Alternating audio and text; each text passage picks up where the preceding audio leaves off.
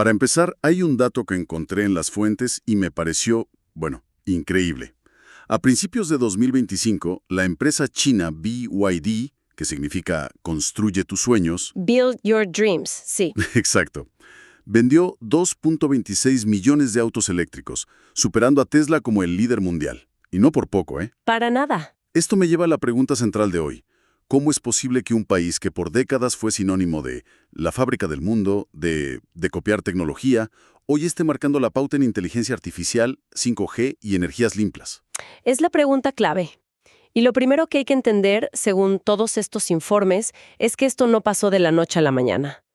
No es que un día se despertaron y decidieron innovar. Claro. Lo que vemos hoy es la culminación de casi medio siglo de una estrategia deliberada, paciente y sobre todo increíblemente ambiciosa. Exacto. Y para desglosar esa estrategia, hemos reunido una serie de informes muy recientes, datos de institutos de investigación de peso como el Australian Strategic Policy Institute, la Universidad de Stanford, y también un conjunto de imágenes que ilustran esta transformación. Lo que queremos entender hoy, usando estas fuentes, es la estrategia que hay detrás de todo esto, porque está claro que nada ha sido por casualidad. En absoluto. Es una historia de pragmatismo, de escala y de una dirección estatal férrea. Entonces, si esta es la citación hoy, ¿dónde empezó todo?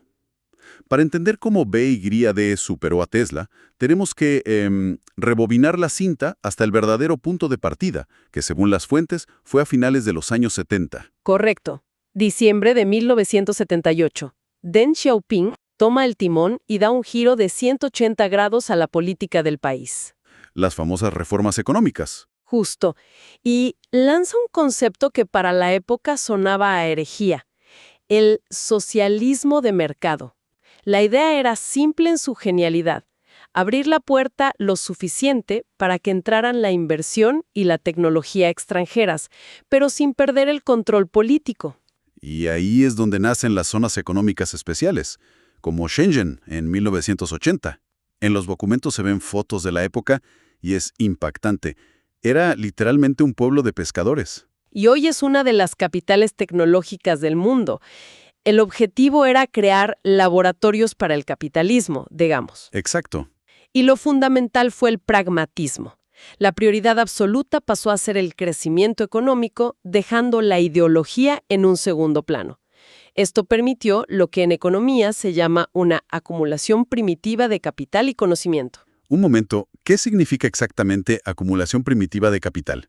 Suena un poco denso. O en palabras sencillas, significa construir la base industrial y financiera desde cero. Acumular la primera maquinaria, el primer dólar de inversión, el primer ingeniero que aprende a manejar una tecnología nueva. Entiendo. China lo hizo, pero a una velocidad y una escala que nunca se habían visto. Para que te hagas una idea, su PIB pasó de ser el 2% del total mundial en 1978 a más del 15% apenas 30 y pocos años después. Y en medio de esa explosión industrial surge este concepto que me parece fascinante, Changsha. Desde aquí en Occidente siempre lo vimos como simple piratería. Claro. Las copias de iPhones, de zapatillas Nike, de todo, se convirtió casi en un chiste. Claro, era la visión superficial. Pero lo fascinante aquí, como analizan varios de los informes, es que el Shanghai fue mucho más que eso. Fue un método estratégico.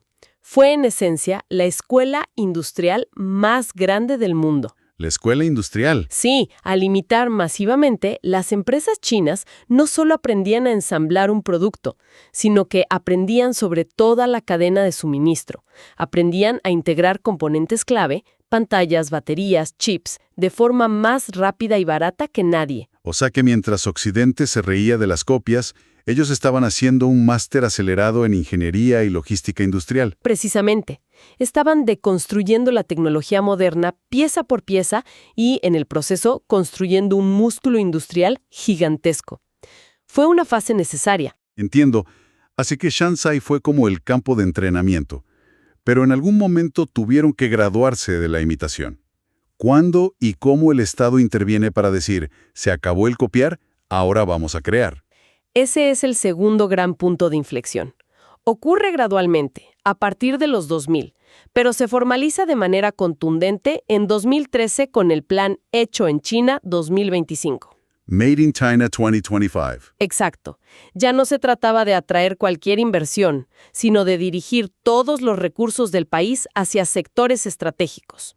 Y leyendo la lista de esos sectores es básicamente una hoja de ruta para dominar la economía del siglo XXI. No es nada sutil. Para nada. Hablamos de vehículos eléctricos, robótica industrial, biomedicina. Equipos aeroespaciales y, por supuesto, tecnologías de la información, la nube, el Big Data, la inteligencia artificial. La meta era explícita: dejar de ser la fábrica del mundo para convertirse en la potencia tecnológica del mundo. Y reducir la dependencia de Occidente. Totalmente. Y para lograrlo, el Estado usó todo su arsenal. ¿A qué te refieres con todo su arsenal? A que no lo dejaron al libre mercado.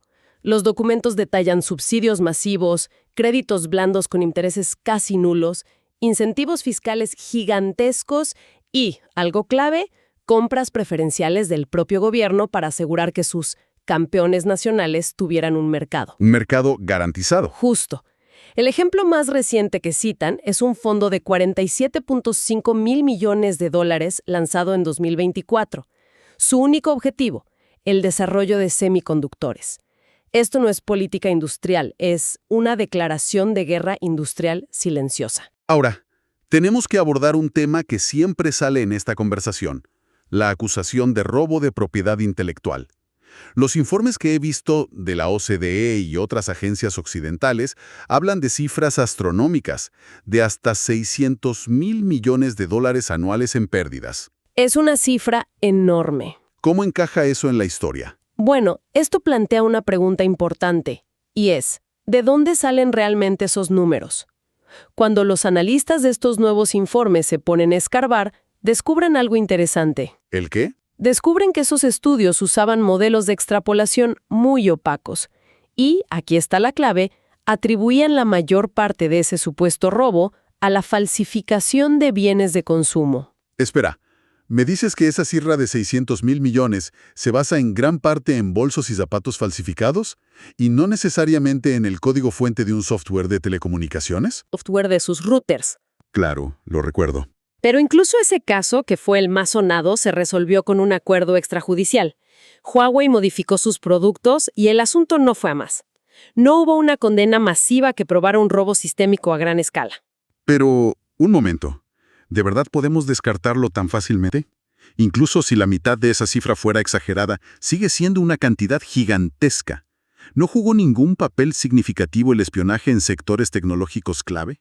Jugó un papel, pero la conclusión de la mayoría de las fuentes actuales es que su importancia ha sido exagerada. Se ha usado como una narrativa simple para explicar un fenómeno muy complejo. O sea, una explicación fácil. Exacto.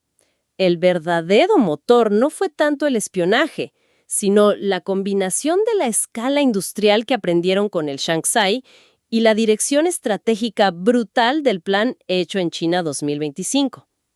El espionaje fue, si acaso, una pequeña parte del cuadro, no el cuadro completo. De acuerdo, eso matiza mucho la narrativa del ladrón tecnológico. Y aquí es donde se pone realmente interesante, porque mientras revisaba los datos de inversión, encontré una cifra que me voló la cabeza. Siempre asumí que la innovación china era impulsada casi por completo por el Estado. Es un supuesto común. Pero las fuentes dicen que la inversión en investigación y desarrollo, en I+D, superó los 506 mil millones de dólares en 2024. ¿Esto es puramente gubernamental o está pasando algo más a nivel de empresas? Hayas dado con el tercer y quizás más importante punto de inflexión. No es solo el monto total, que ya de por sí es el segundo más grande del mundo, solo por detrás de Estados Unidos. Claro. Lo verdaderamente revelador es de dónde viene ese dinero. Más del 75% de todo ese gasto en I+D provino de las propias empresas. ¿Más del 75%? Eso lo cambia todo. Totalmente. Significa que ya no es solo un plan impuesto desde arriba, es un ecosistema de innovación maduro y potente que se autoalimenta. Que ya tiene vida propia. Justo. Las empresas chinas ya no solo fabrican, sino que invierten miles de millones en crear la siguiente generación de tecnología porque saben que su supervivencia depende de ello. La intensidad de esa inversión, como porcentaje del PIB, ya es del 2.69%, un nivel superior al de potencias como Japón o Alemania. Y supongo que para que esa montaña de dinero sirva de algo, necesita cerebros. ¿Cómo resolvieron el factor humano? Con la misma estrategia masiva y centralizada. Por un lado, una explosión en la educación superior. Crearon miles de nuevos programas de doctorado en ciencias, tecnología, ingeniería y matemáticas, lo que conocemos como STEM. STEM, sí. Y por otro, políticas muy agresivas para atraer talento, como el famoso Plan de los 1000 talentos. ¿En qué consistía? Básicamente ofrecía cheques en blanco a científicos chinos que trabajaban en el extranjero y a grandes nombres internacionales para que se mudaran a China con sus laboratorios y sus equipos. ¡Qué locura! Y todo esto se ve reflejado en las historias de empresas que son la cara de esta transformación. Empecemos por Huawei, fundada en 1987 por un ex ingeniero del ejército. Hoy la conocemos por los vetos de Estados Unidos, pero las fuentes recuerdan que para 2012 ya era el mayor fabricante mundial de equipos de telecomunicaciones, mucho antes de la guerra comercial. Y lo increíble de Huawei es su resiliencia. A pesar de que le cortaron el acceso a tecnología estadounidense clave, la empresa no solo sobrevivió, sino que según los informes, creció un 17% en 2024. ¿Cómo? Apoyándose en su gigantesco mercado interno y, sobre todo, acelerando el desarrollo de sus propios chips avanzados. Convirtieron una crisis existencial en un catalizador para la autosuficiencia. Luego está BYD, la que mencionamos al principio. Su historia es fascinante. Nació en 1995 como un humilde fabricante de baterías recargables. Y ese es un detalle crucial. No empezaron queriendo hacer coches. Empezaron dominando una tecnología clave para el futuro: las baterías. Tenían la base. Claro, cuando decidieron entrar en el sector automotriz, ya tenían una ventaja competitiva enorme, con el apoyo de inversores como Warren Buffett, que vio el potencial muy pronto. Aplicaron ese conocimiento a los vehículos eléctricos. El resto es historia. Hay una cita de Elon Musk en las fuentes. Sí, donde, tras haberse burlado de ellos años antes, admite su respeto y dice que los fabricantes chinos trabajan más duro y más inteligentemente. Y no podemos olvidarnos de DJI, el rey de los drones.